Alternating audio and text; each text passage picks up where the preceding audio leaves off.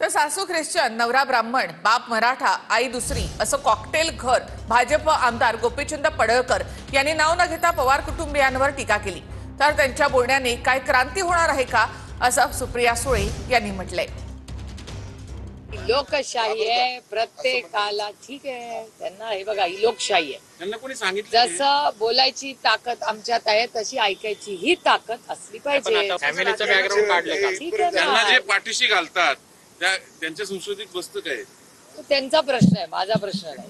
पण ही भाषा महाराष्ट्रात कधीच नव्हती, म्हणजे टीका व्हायची। हा प्रश्न तुम्ही माझ्या मंदिरापर्यंत जातात, हे तुम्ही मला विचारायच्या ऐवजी त्यांना विचारा ना। आणि लोक बोलत राहतील, एका सशक्त लोकशाहीमध्ये लोक बोलत राहतात, प्रत्येक वेळेस उत्तर देणं काय गरजेचं नसतं। आणि ह्याच्यातून काय महाराष्ट्रात मोठी क्रांती होणार आहे का? तर नाही, त्याच्यामुळे काय फरक पडतो? त्यांना अधिकार आहे आमच्यावर वैयक्तिक टीका करायचा।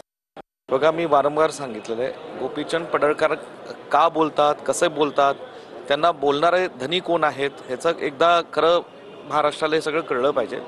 शरद पवार साहेब हे महाराष्ट्राचे ज्येष्ठ नेते आहेत, वयाच्या 83व्या वर्षी आज त्यांच्यावर अशा पद्धतीचे गलिच्छ टीका करणं, त्यांच्या कुटुंबावर बोलणं हे काही कुठल्या लोकप्रतिनिधीला शोभणारं नाही।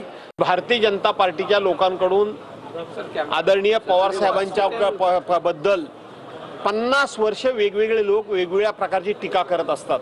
4-2 माणसांना नवीन पुढे केलं जातं, तर 4-6 महिने पक्षातले काही ठराविक लोक टीका करतात, ते 4-7 महिने कुठेतरी बॅकफुटवर जातात, ते गायब होतात, पुन्हा 4-6 महिन्याने आणखीन 2 माणसं नवीन काढायची। एक प्रकारे पक्षाकडून अशा लोकांनाच प्रोत्साहन देऊन त्यांनाच हे बोलायला लावलं जातं की काय, असा संशय यायला पुरेपूर जागा आहे।